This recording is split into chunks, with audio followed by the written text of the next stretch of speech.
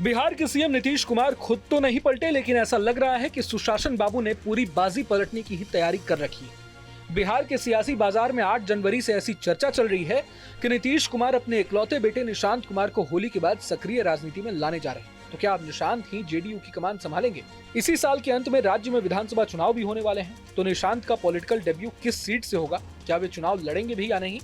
जानकारों का तो मानना है कि नीतीश के औपचारिक ऐलान से पहले ही बीजेपी सन्न है। कहा तो ये भी जा रहा है कि लालू यादव के बेटे तेजस्वी और स्वर्गीय रामविलास पासवान के बेटे चिराग पासवान भी नीतीश के इस फैसले से हैरान हैं। उधर लालू के बड़े बेटे तेज प्रताप यादव का कहना है कि निशांत कुमार नासमझ है। तेज प्रताप ने हाल ही में कहा है कि निशांत को राजनीति की कोई समझ नहीं। निशांत जी को समझ में नहीं आ रहा है। अब निशांत जी को नहीं पता है ना, वो फील्ड में ग्राउंड का उनका हाल क्या पता है। निशांत जी राजनीति में आएंगे तो स्वागत करेंगे आपका? अरे यंग है, लीडर है, यूथ अपना बनेगा। यंग यूथ अगर कोई लड़का नौजवान आगे बढ़ रहा है तो क्या दिक्कत है। अब सवाल ये उठता है कि अगर निशांत राजनीति में आ भी गए तो क्या वे सच में नीतीश की विरासत को संभाल पाएंगे, आगे ले जा पाएंगे? आखिर निशांत की हिस्ट्री क्या है? और सबसे बड़ा सवाल तो ये कि जेडीयू को अचानक निशांत की जरूरत क्यों पड़ने लगी? 20 जुलाई 1975 को जन्मे निशांत कुमार ने हमेशा से ही एक शांत जीवन चुना है। निशांत एक ऐसे परिवार से आते हैं जिसने बिहार की राजनीति में महत्वपूर्ण भूमिका निभाई है। मुख्यमंत्री नीतीश कुमार के बेटे अब 50 साल के हो चुके हैं। खास बात यह है कि 50 साल की उम्र में निशांत अभी भी कुंवारे हैं। निशांत ने एक ऐसा जीवन बनाया है जो अपने पिता की राजनीतिक विरासत से जुड़ा होने के बावजूद अपने आप में अलग है। निशांत की मां मंजू सिन्हा एक स्कूल शिक्षिका थी, जिनका 2007 में लंबी बीमारी के बाद निधन हो गया था। निशांत ने पटना के सेंट कैरन स्कूल में अपनी स्कूली शिक्षा शुरू की थी, लेकिन चीजें तब बदल गई जब एक शिक्षक ने उन्हें मारा, जिससे उन्हें गंभीर चोटें लग गई।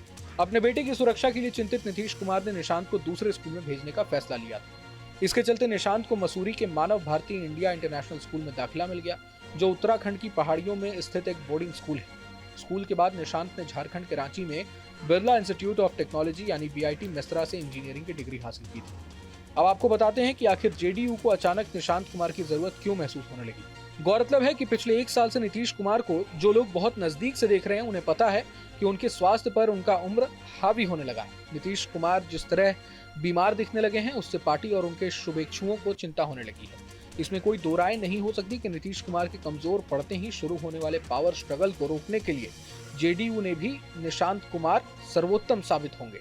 पर जब पार्टी के फाउंडर का कोई ब्लड रिलेशन वाला शख्स नेता बनता है तो सारे गुट उसकी अधीनता स्वीकार करने में संकोच नहीं करते।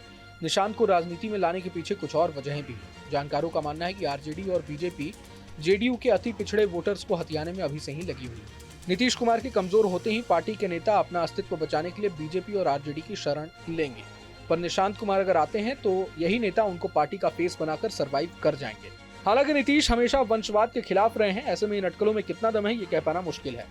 निशांत को लेकर जेडीयू नेताओं में तो संतोष की भावना भी नजर आ ही रही है। पूरे मसले पर बिहार सरकार में मंत्री और बीजेपी के सीनियर नेता प्रेम कुमार का भी बयान सामने आया। प्रेम कुमार ने कहा है कि अगर निशांत पॉलिटिक्स में आते हैं तो उनका स्वागत है। के बेटे निशांत भी राजनीति में आ सकते हैं, तो क्या लगता है कि वो आएंगे तो बिहार की राजनीति को अच्छे से चला पाएंगे? उनका स्वागत करेंगे। लोकतंत्र है, सबको आजादी है राजनीति में आने का। यदि माननीय मुख्यमंत्री जी के बेटे निशांत जी आते हैं तो वेलकम, स्वागत है और अच्छा होगा बिहार के लिए। अगर युवा है, नौजवान है और बिहार पे एक अच्छा मतलब विकास से गति देने का काम करेंगे, हम आने का स्वागत करेंगे। नीतीश कुमार के गृह जिला नालंदा से आने वाले जेडीयू नेता और राज्य मंत्रिमंडल के वरिष्ठ मंत्री श्रवण कुमार के बारे में समझा जाता है कि वो निशांत को राजनीति में लाने में अपनी भूमिका निभा सकते हैं। निशांत के बारे में जब श्रवण कुमार से पूछा गया तो उन्होंने कहा कि अगर वो राजनीति में आना चाहें तो उनका स्वागत करेंगे। उन्होंने निशांत को अच्छी सोच वाला युवक बताया और कहा कि ऐसे लोगों को राजनीति में बढ़ चढ़कर अपनी भूमिका निभानी चाहिए। उन्होंने विश्वास जताया कि अगर निशांत राजनीति में आते हैं तो बिहार की जनता उन्हें स्वीकार करेगी। उधर विपक्षी दल विशेषकर आरजेडी इस इंतजार में है कि निशांत कुमार अगर राजनीति में आते हैं तो नीतीश कुमार पर परिवारवाद के बहाने हमले शुरू किए जाएं। जहां तक बीजेपी का सवाल है, वो ये बिल्कुल नहीं चाहेगी कि नीतीश कुमार के बाद फिर कोई ऐसा शख्स जेडीयू में आए जो उसे सत्ता के शीर्ष पर पहुंचाने से रोके। यानी वो कोई ऐसा चेहरा नहीं देखना चाहेगी जो नीतीश कुमार की जगह जदयू में ले सके और उसका करीबी न हो।